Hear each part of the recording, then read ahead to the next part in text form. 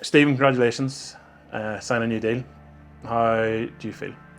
I think buzzing is the word, and just how I'm feeling. I think it's been done here now for a week or two, and it's just been sort of busting out of me to tell people and just be delighted about it. And I think now that it's done and that it's out there, I think it's just I'm just buzzing. I'm just so glad that the next sort of three and a half years of my career, and hopefully it'll be the best 3.5 years of my career, like football wise, are going to be spent at Coleraine.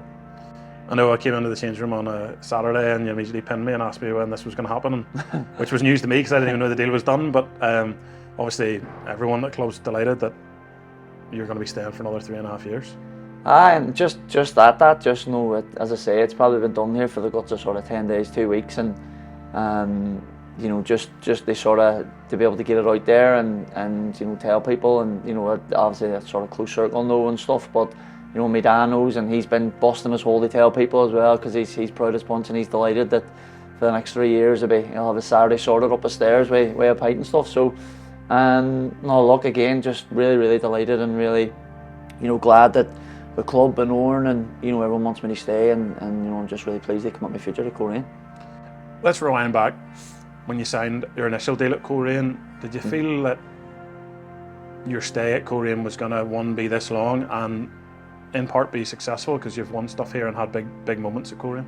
I think when I signed initially, and Oran won't mind me saying this, and the boys won't mind me saying this, but Oran's sort of initial thing to me was, here's a 2-year deal, let's come and see what you can do. And my objective, my goal was to go and get in the team and go and knock people out of the way. And Oran set me a challenge, if you like, to go and make Dougie retire and go and make Big OG retire. And they were both brilliant for me throughout my time at Coleraine in the early years, and obviously they've sort of went on to retire, and he hadn't had to sign another centre half. So when I first signed, it was just that sort of narrow-mindedness of coming on with a hunger and a point to prove. And then could have imagined playing in Europe and captaining the club in Europe? No. Could have imagined lifting the Irish Cup and having those big moments? And probably not. And it even just gives me goosebumps sort of thinking about it, sort of thinking about some of the success that we've had. And genuinely, I probably couldn't have imagined it being as successful as it's been. And loving the club and loving being around and everything around it, and the boys and the change room, and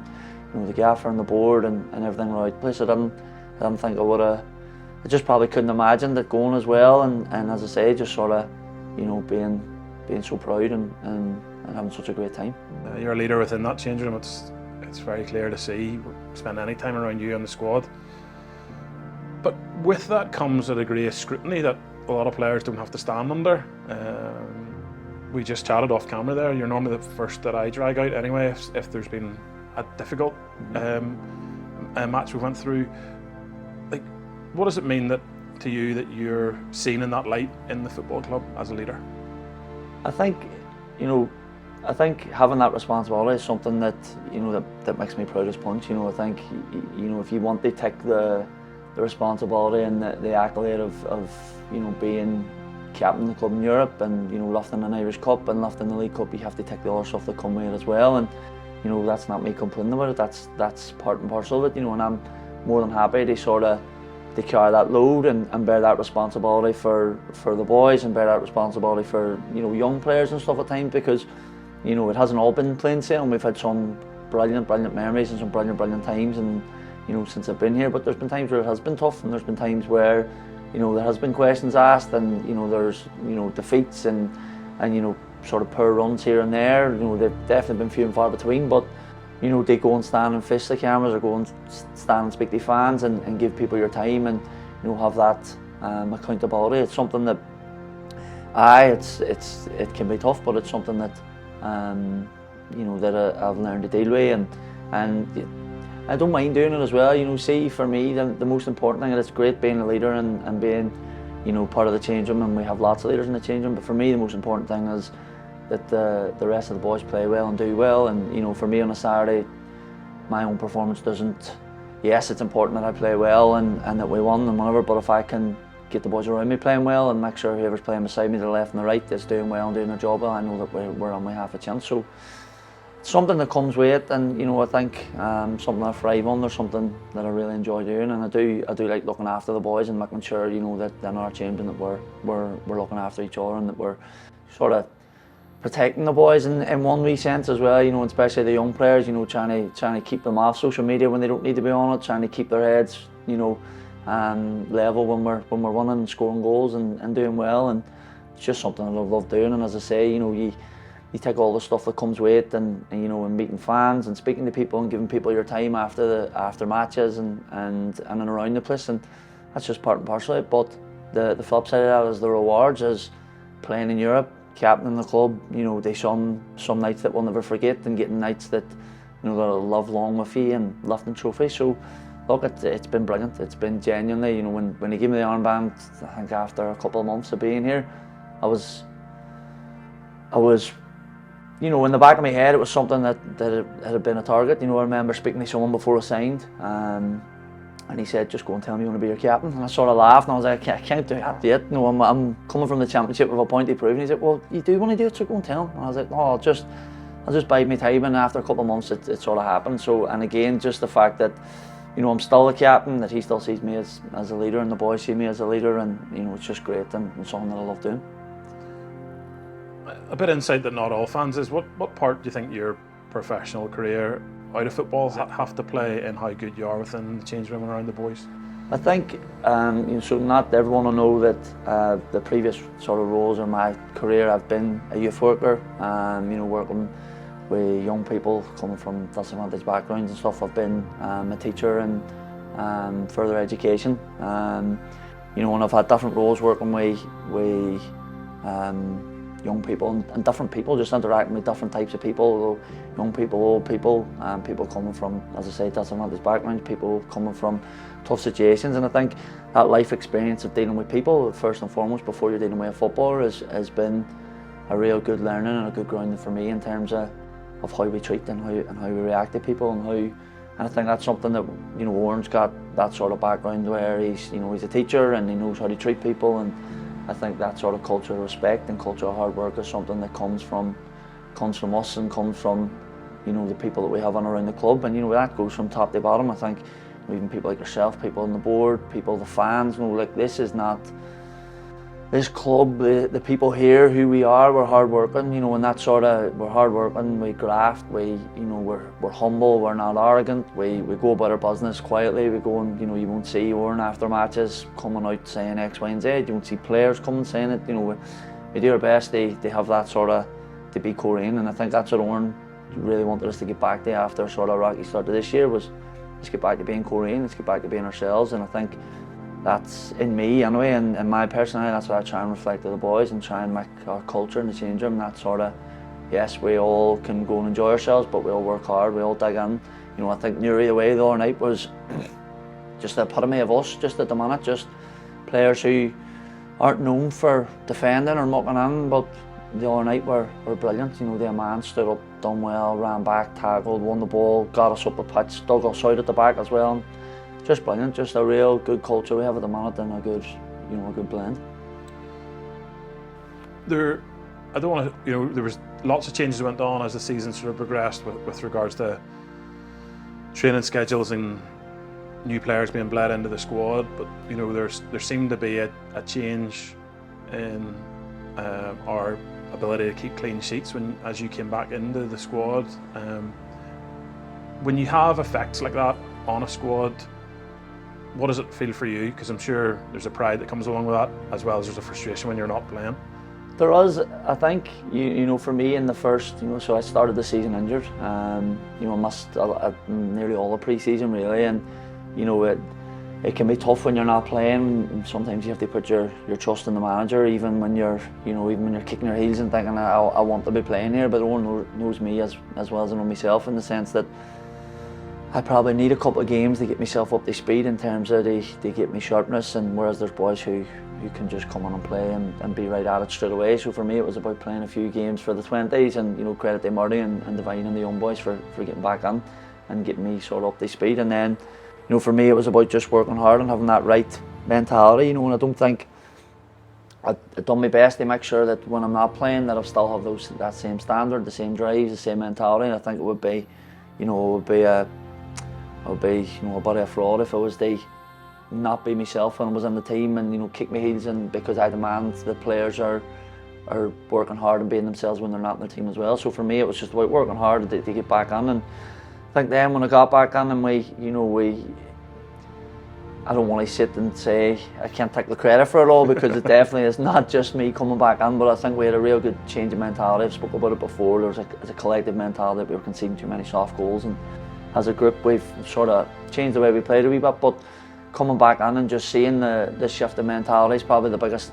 I know we're all about the clean sheets and it's been fantastic, but something I'm really proud of us over the last sort of 8 to 10 weeks has probably been the mentality of everyone. They jump on board and say, right, okay, we might not play, right now we might not be able to play this type of football, or we might have to dig in for 5 or 10 minutes, or we might have to all do a shift, and everyone sort of got on the same page and done that. And to be able to bring boys on board and get boys pushing in the same direction is sort of what I'm really proud of. It's great that we've got the clean sheets. The ones are more important than the clean sheets, of course, but clean sheets are a real sense of pride for all of us, not just probably myself and the back four. I don't want to be cheeky when asking this question, but I think you'll understand. With all that responsibility comes a fair amount of stick. Speaking as a fan as well as a friend, I think you probably get hit hardest earliest from critique of performances and everything. As a man, as a player, how do you deal with that personally? I think again it probably just goes back to the responsibility of, I would rather get hit first and get hit early than say a young player like Jack O'Mahony or even Kieran Farren, who's 22 playing centre half from the Irish League, who's come from the Championship. I would rather the criticism comes to me than goes to him. But again, it's part and parcel. When you don't win games of football, you don't perform well, then you're there to be shot at. So and again, it's like. So I'm going to try and say to our boys a lot, a pat in the back's not far from a boot in the hole. So whenever you're, if you want to take the pat in the back, you have to take the boot in the hole as well. And for me, I've had a great grounding in football. I went over to England and we had a sort of really tough coach over there who toughened us up as young kids, and then went to Institute and played in the Championship and was getting elbowed left, right and centre, and experienced strikers, and then playing centre half beside experienced players who taught me how to play centre half, and then not playing well and losing games and taking the criticism. It's all part and parcel of it. And I think, taking criticism for when we don't get results and don't get performances is something you just have to take on the chin. And I think when we warrant it, and that's okay, but you'll know that from me and from us as a group, there'll never be a lack of effort or a lack of determination. There'll always be that ambition to, right, that's okay, we'll go and prove you wrong next week. And I think that's something that sort of served me well throughout my career. And it just coming in my head there, just as you're saying that, I think we were going through, lost a couple of games there not too long ago. I think a couple of boys were shouting that it was done. So there'll be a few people might be a bit surprised, but no, there's genuinely, it's just about bouncing back and how you respond to stuff like that. And for me, I'm just so hungry still to just go and prove people wrong. Enough about the past. Let's look to the future as we finish. It's a significant part of your career. Potentially be the peak of your career over the next wee while. What do you hope out of yourself, but also from a football club? What will happen in the next 3.5 years?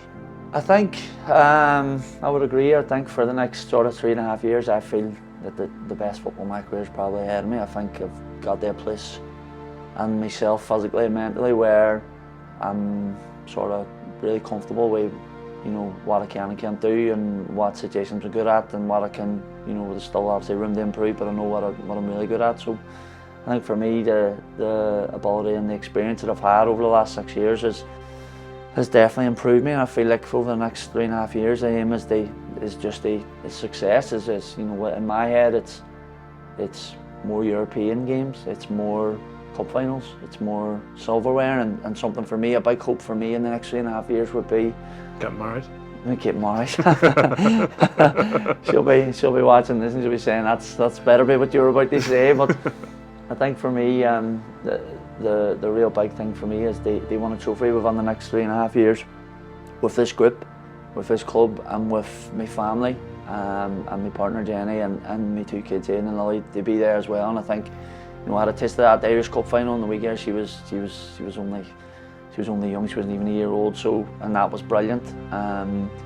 But the dream is they won a trophy and have them 2 there with me on the pitch, and and them sort of memories from the Irish Cup final, and even the League Cup final, being able to spend it with my dad, my man, and family and friends and people who you love being there, and everyone around the club. So it's been great so far, but we're not done yet, sort of thing. You know, I think that's a big thing for me, that like going on the last 6 months of this deal, there's a real hunger for me, thinking I want to get a new deal, I want to go and kick on, I want to be successful. And for us as a club, I think we've just put together, in my opinion, probably the strongest squad that's been at the club since I've been here. You know, we've had really strong 1-11s, but right now I think we've got a real strong 18-20 that we can go on and be successful. So what can we achieve? Hopefully, as I say, more European football and another trophy at least, and some more big days out.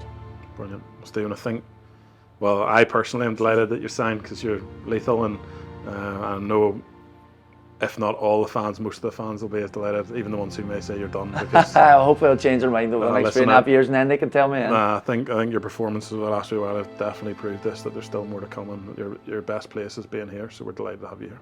Cheers. Thank you. Goodbye.